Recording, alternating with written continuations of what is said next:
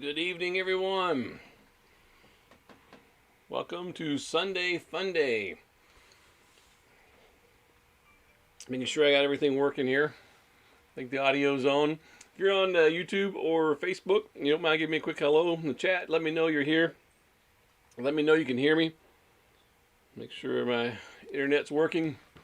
And this is the first time I've had Sunday Funday in about 3 weeks. So, or I guess first time in about 4 weeks. We missed 2 weeks, whatever that makes it. We had 2 weeks where we didn't have Sunday Funday. So, I guess 3 weeks ago we did. This will be the fourth Sunday. We've only had 2 in the 4-week period, so something along those lines. But I'm glad to have it back, and so although I'm a little challenged here getting everything up and running correctly, I think we're good to go. So if you will, let me know you're here, and we'll jump right into it. We're going to be in our study of Proverbs that we started about a month or so back, and we for those that may not have been to some of those, we are kind of taking the book theme by theme. So we're looking at some of the key themes that are found in the book of Proverbs. A lot of times it'll mention the same theme in multiple places, and that's kind of how we're approaching the study. And so, all right. So I see Christy on. She commented in there from the shows up with the church page just because she and I both help update that. So it shows up as New Hebron, but that's Christy. So at least I know that part is working. Not seeing anyone else yet, so I'm getting a little nervous. I do have a red connection here on the internet. That's never a good sign. I don't see anything that's going. It's taking up too much bandwidth here. So, hi Carol. Thanks for letting me know you're here. I was getting a little nervous that maybe things weren't working. So glad to see you're on. Hi Will. Good to see you as well. All right, so it is working. That's the good news. Let me check something real quick. Make sure nothing was slowing me down here. Hi, Katie. All right. So family affair here so far. Christy is now Christy instead of New Hebron Missionary Baptist Church. So all right. So we'll go ahead and jump right in, even if it is so far just family. I do want to apologize of sorts. This is the study we were supposed to do 2 weeks ago, and that's when our internet went out, and that was Super Bowl Sunday, and our internet went out that morning. I want to say it went out, I can't remember the exact details, but I think it went out while we were at church. I got a notification on my, we're not playing Family Feud. That would have worked, wouldn't it, if we were playing Family Feud? I think it went out while we were at church that morning. I got a notice on my phone that some of the stuff here wasn't connecting, so I knew the internet was out. And then it was out off and on the rest of that day, and we didn't get it back till Wednesday that week. Hi, Miss Judy. Thanks for letting me know you're here. Okay, so now I know both Facebook and YouTube are working. So that's exciting news. So we're going to jump right in. But yeah, this was, we were supposed to, Super Bowl Sunday, we were supposed to be in the book, our Proverbs study. And what we're going to talk about tonight is self-control. That's one of the themes of the book of Proverbs. And I thought, what better tie-in than to tie it into sports? Because sports is one of those things where we see the benefits of self-control. We see the benefits of disciplining ourselves and taking a long view of things. And so I had this kind of built around that. And then we didn't get to have it that Sunday, and we didn't have it the next Sunday. And I thought, well, I guess I need to retool all of this. But I didn't. We're going to do Super Bowl trivia and stuff like that tonight, even though Super Bowl was 2 weeks ago. So hopefully you don't mind that too much. I went ahead and left it with that Super Bowl theme. And hopefully we'll still have some fun anyway. So I don't think any of the answers changed based on the results of the Super Bowl from 2 weeks ago. So all the fun facts and trivia ought to still apply. So anyway, I'm going to jump right into it, and we'll get started. Glad to have everybody here tonight. Let's look at the book of Proverbs, in particular, this idea of self-control. Before we get started, quick game. I want to see how many of you know much about the NFL. This would have been more fun on Super Bowl Sunday, but it'll be fun tonight too. How many different NFL team mascots can you name? Just put it in the chat there if you know of a team NFL team mascot name. and I will let you know if you give me a college team name or something. I will probably make fun there just for just to have a little fun with it. But anybody, how many NFL team mascots do you know?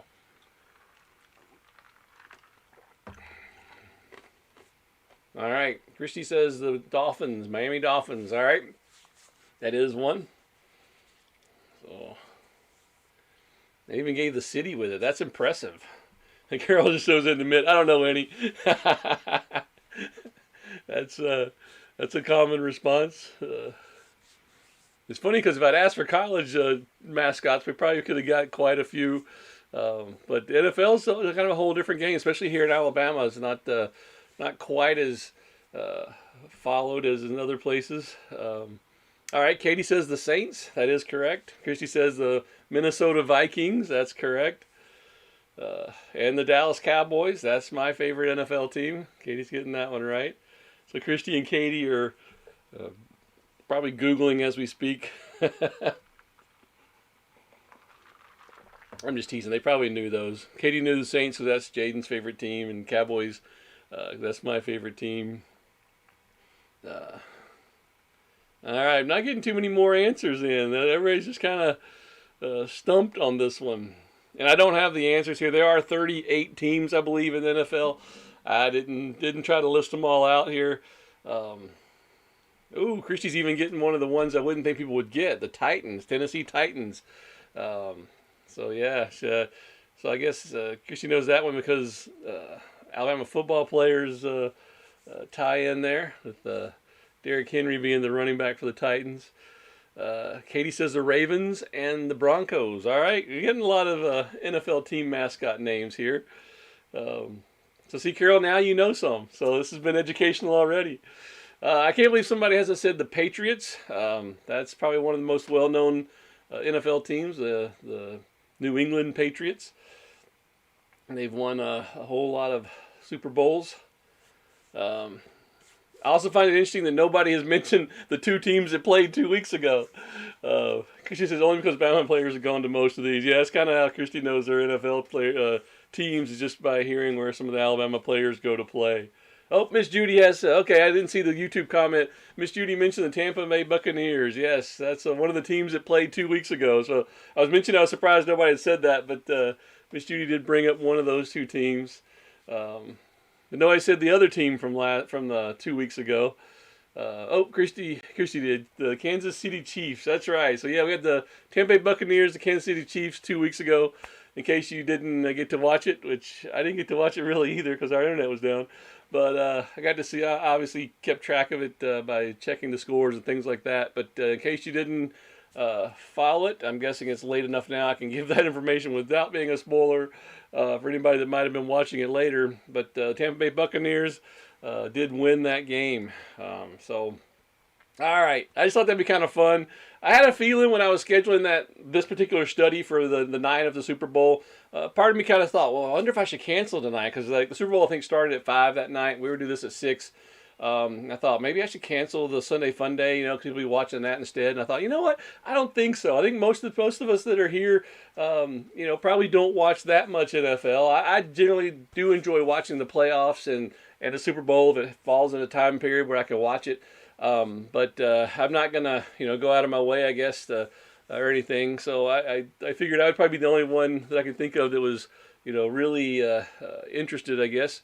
So I went ahead and did it, and this was a good test for that because based on the few number of mascots we're getting here, I'm guessing that we don't have a whole lot of NFL fans here anyway. So this ought to be a fun time then with some of these questions and some of the trivia. And next year when the Super Bowl comes around, you'll have some odd bits of information to share with people as we go. But team names we didn't mention. I just want to throw out a few more that people might have come across that they didn't. I'm trying to scroll, make sure I'm not missing any comments. There's the San Francisco 49ers.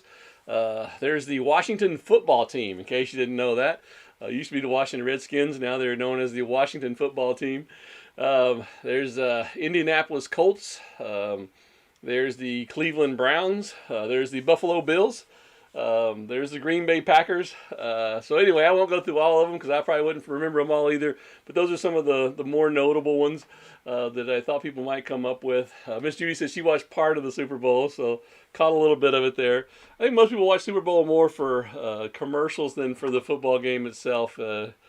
Anyway. So all right, so that was Super Bowl Sunday. That was going to be our intro. I did have a couple of fun facts about the Super Bowl. I don't think these changed from 2 weeks ago, but it's estimated that 8 million pounds of guacamole gets consumed on Super Bowl Sunday. So again, another reason I enjoy watching the Super Bowl is just because I enjoy football and food. It doesn't really matter who's playing. Just the chance to watch football and eat is always a good thing in my opinion. Although guacamole is not one of my go-to snacks for watching football. I'm not a big guacamole fan, but apparently a lot of people are. And 8 million pounds of guacamole, that's just an awful lot. Guys, to go along with that, you have to have a lot of chips. 14,500 tons of chips are eaten along with that guacamole. So I don't know if any of you had chips with guacamole 2 weeks ago. I didn't. Oh, Miss Judy mentioned another team, the Bengals. That's right, the Cincinnati Bengals. I would not have even thought of that team. That's another one that I probably would have overlooked. So yeah, lots of chips and guacamole. Also, another fun fact that over 700,000 footballs are produced annually to be used in the official NFL games. 72 of those are used in the Super Bowl. So that's an awful lot of footballs to go through in one game. I find that amazing. They use that many footballs in a game. I remember in high school we were lucky to have 2 footballs going in and out, and here I guess what's that, 36 per team. So yeah, a lot of consumption based on this Super Bowl and that day. But as I was mentioning, more fun facts. The top 10 most watched American television programs of all times. Those TV ratings and things like that keep track of what shows are most watched. Out of the top 10 most watched American TV shows, 9 of them are Super Bowls. So that shows you how big this event is in terms of TV programming. You can think of a lot of different programs throughout the time that have aired on TV that were pretty big. But out of the top 10, 9 of them were Super Bowls. So that's kind of impressive there. It's the second most watched sporting event in the world. So we'll come back to that tidbit in a moment. And in 2020, so not this year's Super Bowl, but last year's Super Bowl, a 30-second commercial was reportedly cost between $5 million and $5.6 million for a 30-second ad. That seems a bit. I've seen the trend here. 8 million pounds of guacamole, 15,000 tons of of chips to go with that, and $5 million on a TV ad. Seeing kind of a trend here of excessiveness, wastefulness, maybe a little bit as it goes along with that. So maybe there's not such a good trend there on some of these. But I did think it tied in well with our topic today, mainly because succeeding in sports does require self-control. If anything, we can at least admire in athletes at every level, high school, college, and even at the pro level, that if they're going to be good at what they do, they have to put in long hours. They have to do the hard work to get their bodies in the right condition for whatever sport it is they're playing. And that requires a lot of self-control.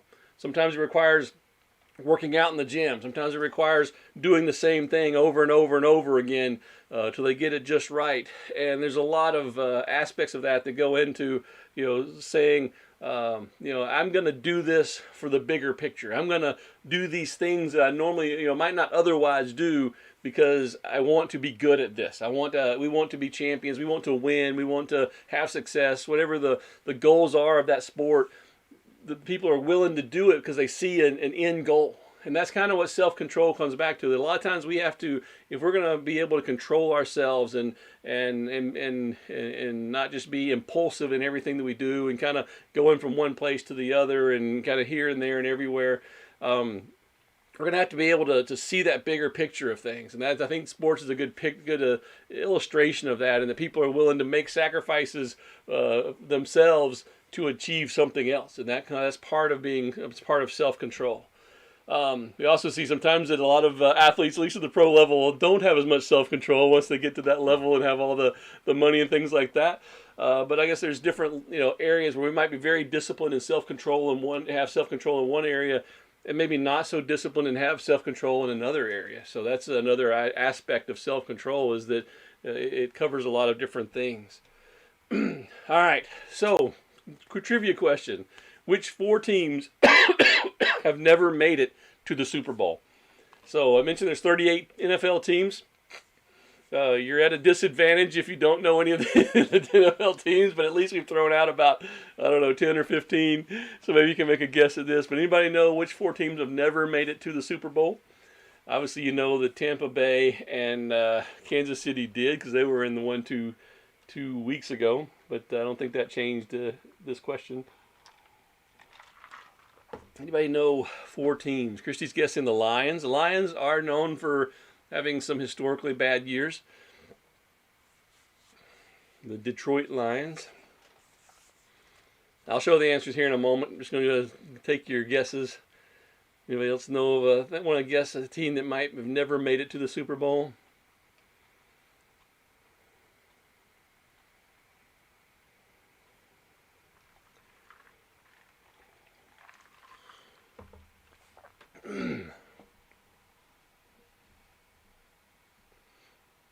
All right, I don't want to wait too long. I know I have a little bit of a lag, so I was waiting to get some answers in, but judging by the answers to the first question about the team mascots, I'm gonna guess maybe it's not lag, maybe it's just people are going, well, I don't know. So I'll just tell you. How about that? Just give you the answer here. If you happen to be typing in, I get them afterwards. That's fine as well. But the Cleveland Browns, the Jacksonville Jaguars, the Detroit Lions, as Christy mentioned, and the Houston Texans have never made it to the Super Bowl. So it's interesting that only 4 of them. There's a lot. It's 38 teams, I believe. So a lot of them have made it there. Obviously, there are some that haven't won it yet, that have made it. Yeah, so these teams have never even made it to the Super Bowl. So Jacksonville's a pretty new team. If you didn't recognize that name, that's probably why. They've only been in existence for several years now. But the Cleveland Browns, Detroit Lions have been around for a long time. Houston Texans are fairly new. I think they're not quite as new as Jacksonville Jaguars. If you remember, there used to be a team called the Houston Oilers. That team moved to Tennessee and became the Tennessee Titans, and then Houston got a new team and named them the Texans. So the Texans are not the same as the Oilers in that regard, I believe. So anyway, all right. Into our topic for the night. enough about these teams that no one seems to care about anyway, which is good. There's nothing wrong with that. But we'll talk a little bit about the necessity of self-control. We see this theme of self-control throughout the book of Proverbs, and one of the reasons that we need self-control is because our heart controls us. The book of Proverbs talks over and over about how our heart is leading us, and it tells us that we have to be careful about that. Proverbs 4:23 says, "Keep thy heart with all diligence, for out of it are the issues of life." And so our heart is really what's driving us. Proverbs 27:19 says, "As in water, face answereth to face, so the heart of man to man." And so it's an interesting proverb there. We're saying, if you look into water, you're going to see your reflection. And what it's saying is, if you look into your heart, you're going to see what you're like. If you look into the heart of someone else, you're going to see what mankind is like. And, I think that is so true. So many times we get frustrated with other people. Miss Judy did say Jaguars. All right, good guess on that last one. I just saw the answer come in on that one. But, so many times we look at somebody and we may get frustrated with them. A lot of times when we get frustrated with people, it's because we see things of ourselves in them. And we often are. We're very much alike in many of our tendencies, and we don't always like what we see. And it's easier to get angry at that in someone else than it is to get angry at that in ourselves. But when we look into the heart, that's when we really see who we are. Jesus said about the same thing in Matthew 12:35 when he said, "A good man out of the good treasure of the heart bringeth forth good things, and an evil man out of the evil treasure bringeth forth evil things." So what's in our heart is what's going to come out. What's in our heart is what's going to drive us, and that's why we need to have self-control, because we need to be in control of what our heart is leading us to do. All right, a little bit of Super Bowl trivia. Anybody know why Super Bowls are measured in Roman numerals? Generally, you'll see like Super Bowl XXVI and Super Bowl LVI, or actually I haven't got to that one yet, but Super Bowl XX, things like that. Anybody know why they use Roman numerals for that?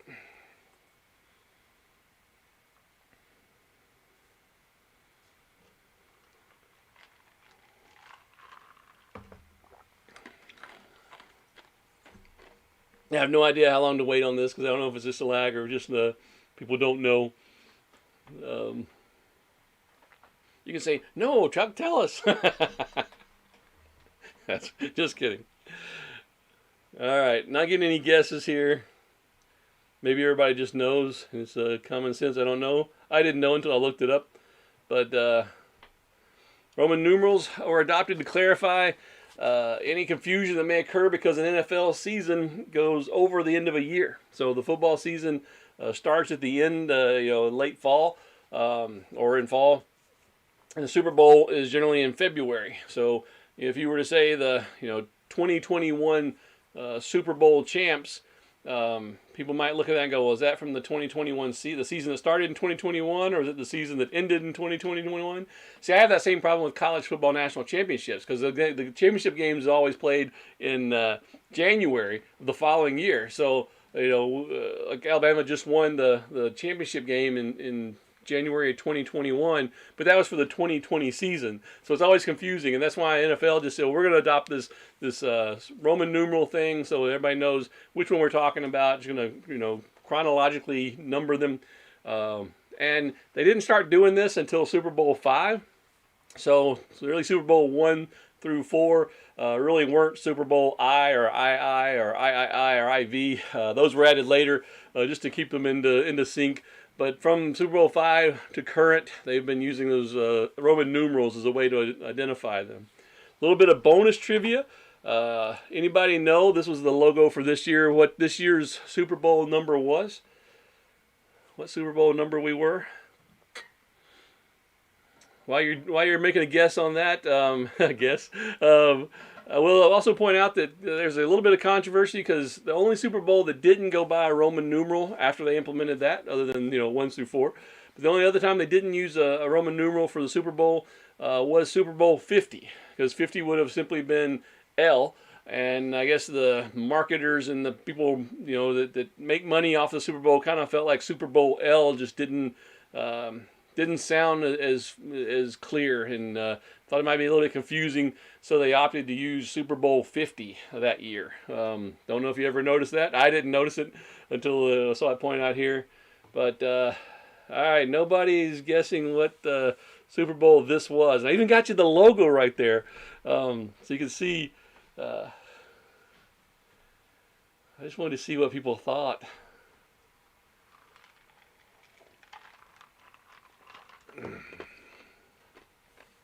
The reason I wanted to see what you thought is because I looked at this logo when it was getting time for the Super Bowl, and I thought this was Super Bowl 54, because it looks like LIV, right?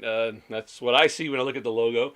It was actually Super Bowl 55. Last year was Super Bowl LIV, Super Bowl 54. This is Super Bowl 55. They just happened to stick the trophy right there in the middle of it. All right, Carol. Yeah, Carol thought it was 54 as well. So see, that's what I thought. It looks like LIV, but it's actually just LV with the trophy in the middle. And I just thought that was kind of a really poor job of placing that trophy there, because when you're dealing with Roman numerals, it makes it look like LIV. Yeah, Miss Judy, you're right. It was 55 is what it was this year. And it was funny because when the got closer to the Super Bowl, I heard somebody say something about Super Bowl 55, and I was thinking, no, it's not. It's 54.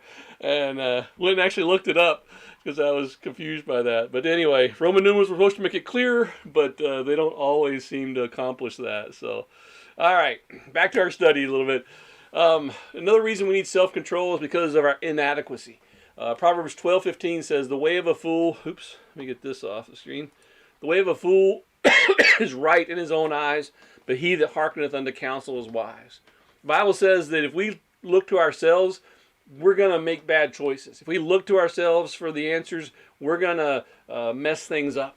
And I can vouch for that in my life. If I'm left in control of my life, I take too much of the reins back for myself, I will mess that up, and God won't. And so that's what it's saying, that we are inadequate in choosing what is right so many times. Proverbs 14:12 puts it this way: "There is a way which seemeth right unto a man, but the end thereof are the ways of death."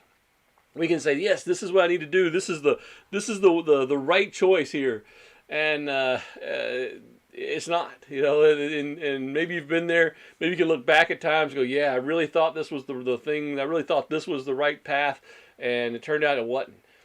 We need God. We need direction. And if left to ourselves, especially impulsively, we will constantly make poor decisions. Proverbs 16:2 says, "All the ways of a man are clean in his own eyes, but the Lord weigheth the spirits." Saying that I can even look at something and go, yeah, this is definitely got to be this is a good thing to do. This is the right path to take.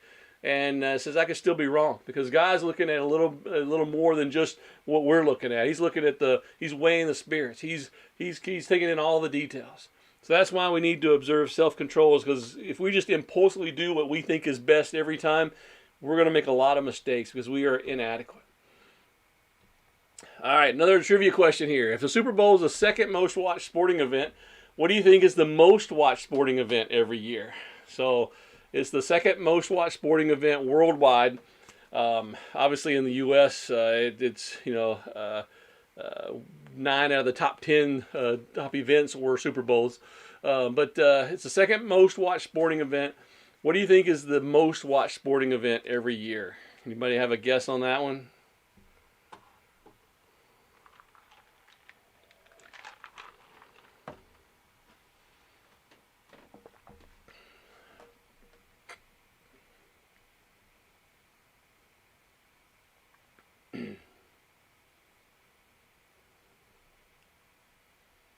All right.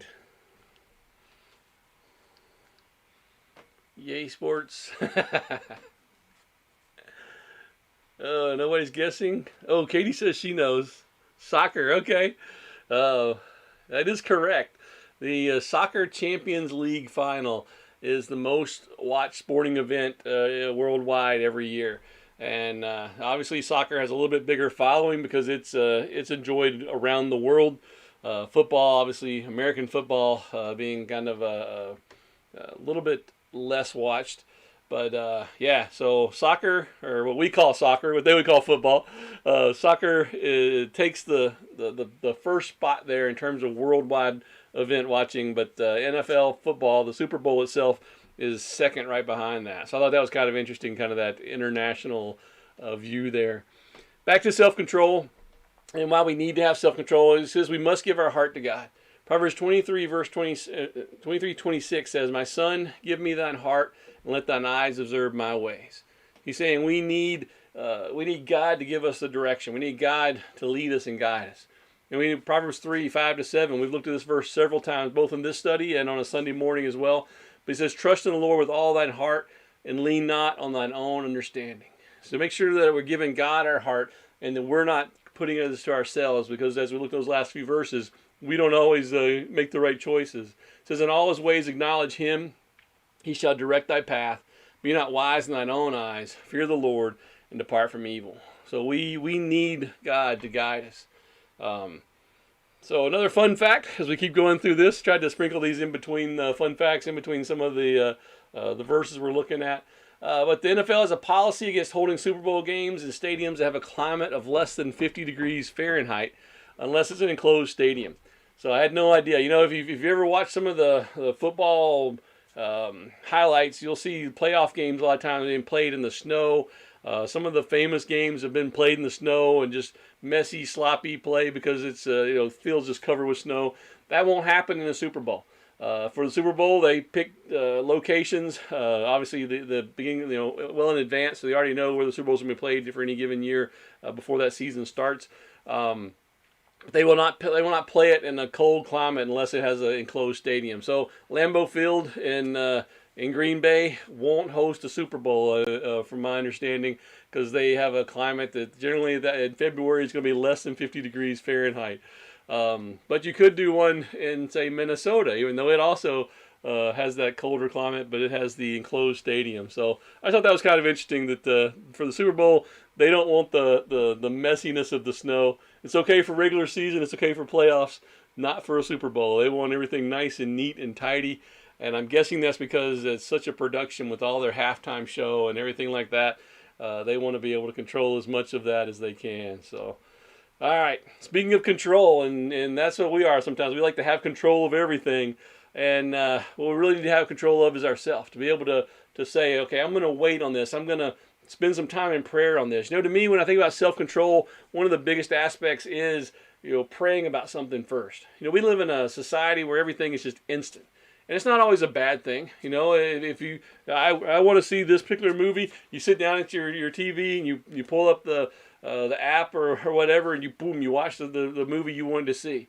You don't have to wait and go see it in a place or go rent it on a DVD or on a VHS cassette tape, as some of you might remember. You don't have to, any of that stuff. It's all just instant. I want it right now. There's a book I want to read. Okay, I pull out my phone, I download it, I can read it right now. I don't have to wait to go to the store. I don't have to wait for anything. It's all now. And, in some ways that's not necessarily a bad thing. It's kind of nice if you've got certain things you want to do and you can do them instantly.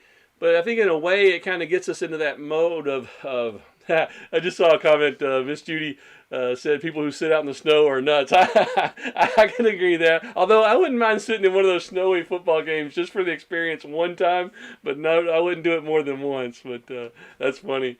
Yeah, we live in that instant gratification society, and we lose that idea sometimes of when I start thinking, okay, this is where I think God wants me to go. We don't always just have to move right then. Sometimes we need to stop and say, okay, God, I'm going to pray about this. I'm going to seek counsel from other people. And that's one thing it says here is we need to get self-control through instruction, through letting God work in other people in our life. It says, my son, despise not the chastening of the Lord. You need to be weary of his correction. When God gives us correction, when God chastens us for things, for going the wrong way, we need to learn from that. We need to let that be our guide next time to say, okay, I'm going to take some time here and really seek God's direction. Proverbs 10:17 says, he is in the way of life that keepeth instruction, but he that refuseth reproof erreth. If we're going to learn to have self-control, we've got to learn to take criticism. We've got to learn to take instruction, to take reproof. And God will give that to us. And in Proverbs 16:9 says, a man's heart devises his way, but the Lord directeth his steps.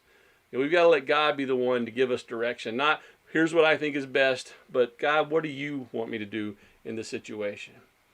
All right, more trivia. First famous Super Bowl commercial was advertising which product? Now, I mentioned that the commercials are probably what a lot of people watch the Super Bowl for now. It's kind of known for those outlandish commercials. I mean, if you're going to pay $5 million for a 30-second ad, you might as well make it kind of entertaining, I guess. And so a lot of people watch it just for that. And because I didn't watch it this year, all I saw was kind of like catching up on the scores and stuff. I didn't really get to see the commercials this year to know what the big ones were. So I'm struggling to remember any this year. But one of the first ones that really kind of started that trend of the Super Bowl ads being, big and entertaining and popular was, what do you think it was advertising? All right, Carol says beer. That would make sense. There are definitely a lot of beer ads on Super Bowl Sunday. That's not correct though.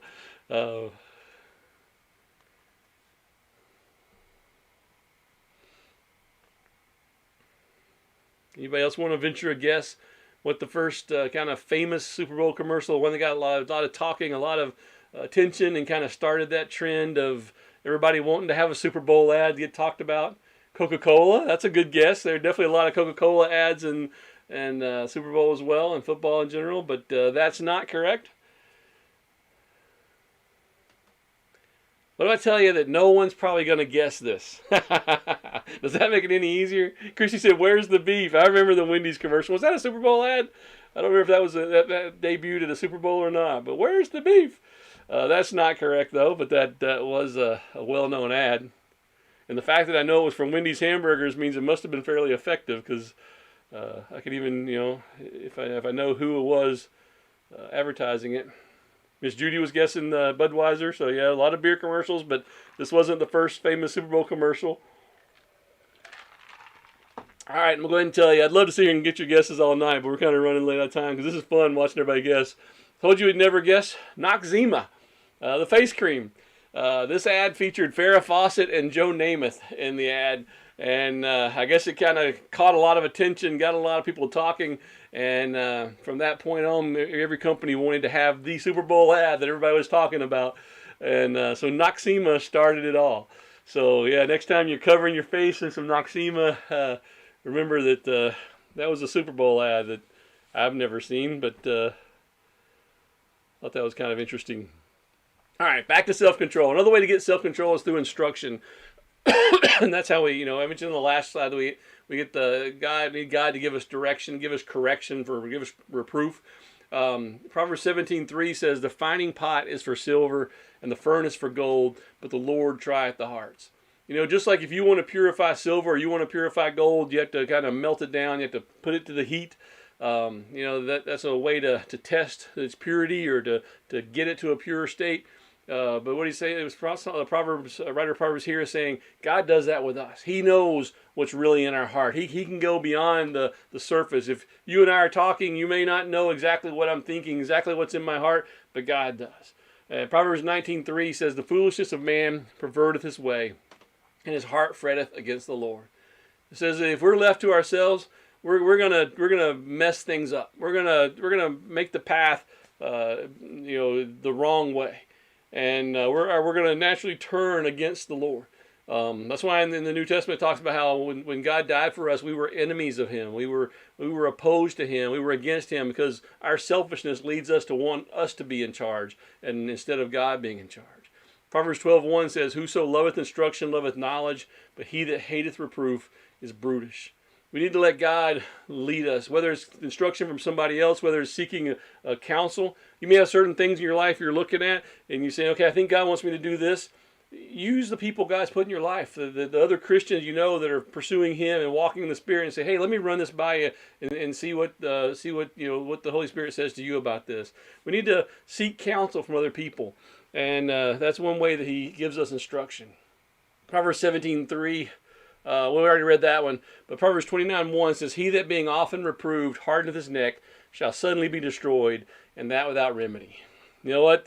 When I won't take advice, when I won't take correction, when I won't take someone saying, "Hey, I don't think that's the right way," it's going to end in just destruction. It's going to end poorly, and that's what he's saying here. Is that if we won't listen to instruction from God through whatever means He gives it to us, whether it's from His Word and our study of the Bible, whether it's through other people that He puts in our path and gives us good advice, whatever it is, or whether it's when we do something wrong and He chastens us and we just, no, I'm going to do this anyway.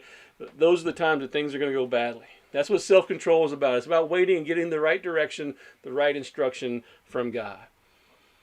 Another trivia question: what's the name of the trophy for the winner of the Super Bowl? Anybody know? I mentioned that trophy in the middle of the logo a while ago, and I almost slipped up and called it by its name. But does anybody know what the name of that trophy is?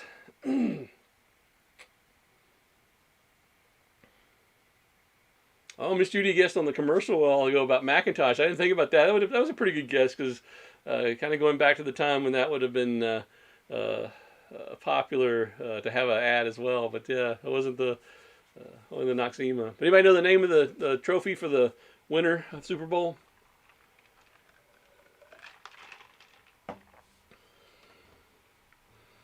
All right, we're running out of time, so I'm not going to wait for too long for responses. It's called, and Chrissy's going, I don't know. It's called the Vince Lombardi Trophy. Most people just call it the Lombardi Trophy. And most people, I guess, that talk about sports, other people probably don't refer to it at all. Just it's the, who won the Super Bowl. But the trophy's called the Vince Lombardi Trophy, and or the Lombardi Trophy. All right, another quick thing about self-control is another way to get it is through self-restraint. Sometimes I mentioned that sometimes we just have to slow down and wait for God to give us that instruction. We have to slow down and process the correction that He's given us and the advice He's given us. And hey, Carol's a Super Bowl trophy. That's probably what most people would call it. Yeah, that's a pretty good guess. But we also sometimes just need to use self-constraint. Proverbs 4, verses 14 to 17 says, "Enter not into the path of the wicked, and go not in the way of evil men. Avoid it, pass not by it, turn from it, and pass away. For they sleep not, except they have done mischief, and their sleep is taken away, unless they cause some to fall. For they eat the bread of wickedness, and drink the wine of violence." He's saying if we want to make good choices, we've got to stay away from people who don't make good choices. If we want to pursue God and let Him lead our life, we've got to stay away from people who don't care a thing about what God wants for their life. And when I say stay away from, I don't mean we have to avoid them and shun them or whatever, but we don't want them to be a part of our decision making. We don't want to be seeking counsel for these people. We want to be hanging out with these people and taking on their ways. We want to have people around us that are the opposite of that. People around us that are looking to God for direction as well. Because if we start to I'm just going to hang out with these people for a while. I kind of like, they're a lot more fun than my other friends or whatever. He's saying it's going to pull us that direction. And sometimes we have to have the self-restraint to say, you know what, I need to stay away from that crowd for a little while I'm letting God kind of give me direction here. Not saying we don't witness to people, not saying we don't care for the lost, but it's something it's a difference there in terms of the relationship that's there. And he's saying it's so easy for us to slip into that when we start hanging around people that don't care about what God wants. We'll do the same. It's a form of self-restraint. It's saying I'm putting myself in a position to be able to make a better decision. Super Bowl trivia: What team had the most fumbles in a Super Bowl game? So one of Christy's favorite football expressions: fumble. And anybody know what team had the most fumbles in a Super Bowl game? For those that may not care about football, fumble is just where you drop the ball and the other team gets it. I think everybody knows that.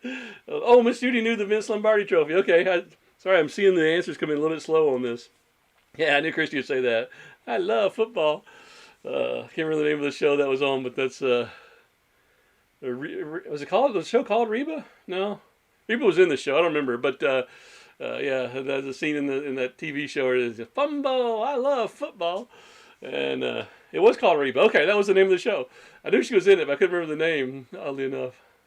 But anyway, the team with the most fumbles. Nobody's guessing that either. There's only 38 teams. Come on, you could have got them by now. Buffalo. They had 8 fumbles in their Super Bowl 28 appearance. 27 appearance. Not very good Roman numerals myself. 8 times they fumbled the ball and let the other team get it. Isn't that crazy? You wouldn't think you'd make it to the Super Bowl if you can't take care of the ball better than that. But a side note to that, the Super Bowl, the Buffalo Bills also are the team that they went to 4 straight Super Bowls. From 1991 to 1994, they were in all 4 of those Super Bowls, and they didn't win a single one. So if there's any Bills fan out there, I apologize for bringing that up again. I'm sure that's a sore spot for you. I know my friend Broderick probably would wince if he heard that.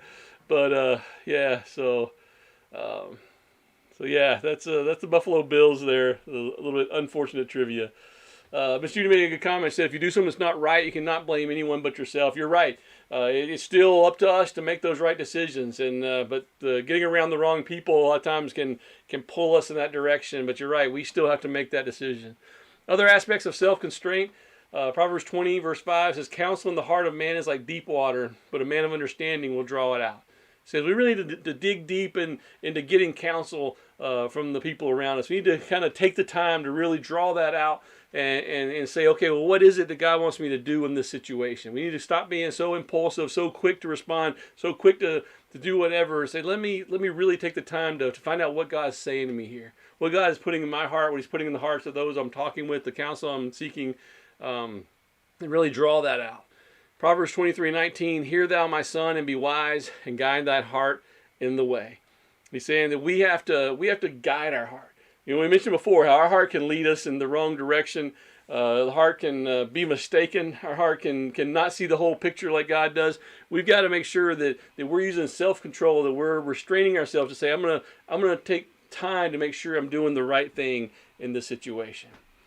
So that's the topic of self-control. It's a hard thing to do, isn't it? I mentioned before, we live in an impulsive society. We like to do things quick. I get ideas. I'm like, oh, let's go do this. I'm act on this idea. And so many times I'm learning that sometimes God's saying, hey, I just want you to slow down and seek me and let me show you the direction I have for you. So many times we would be better off if we just took that extra time to say, you know what, I'm gonna let God lead. As I was looking at this idea of self-control, I was looking for different games and things we could play. And I thought it was interesting that a lot of the things that came up when I started searching for that were games for elementary age school children, where teachers try to teach them, different games to help them learn self-control, self-governance. I think is one of the other terms for it. Just that ability to restrain myself. And they're talking about how even little things like when you were younger. How many of you, when you were in school, elementary school, had to walk from class to the lunchroom in a single file line? Anybody in here have to do that when you were in school? I can remember doing that. I'll go ahead and answer that for me. I don't know if they do it anymore, to be honest. I haven't been around a school to know if they still do that or not. But anybody else here have to do that? All right, I was getting a lot of lag here. I'm not seeing the responses. But even that was one of the things that was given as kind of an example. And one of the reasons they do that is to help young people develop that ability to say, okay, I'm going to restrain myself here. Yeah, I want to run to the front. I want to get to lunch right now. I want to do this fast and get there. But we have to learn to wait. We have to learn to be patient. We have to learn to follow the instruction that was given to us. And even that one little simple task, which many of us probably hated at the time or maybe didn't do so well at, was designed to help us learn self-control. And it's something that every parent has to help their children learn, something all of us have to learn even as adults. And it's something that the Bible talks about in our spiritual life of learning to be self-controlled and not to be impulsive. And so that's our challenge this week. Do you have areas in your life where you say, okay, I need to slow this down. I need to seek good counsel. I need to seek God. And Miss Judy said she did. She had to do the line to go to from class to lunch or class to recess. And hopefully this week will be a week you can kind of reflect on that. Are there areas you need to work on your self-control? The areas you need to say, okay, God, I want you to guide me here instead of me just going out and doing whatever I want and thinking I know the best way. Proverbs says we're wise if we slow things down and really let God lead instead of ourselves.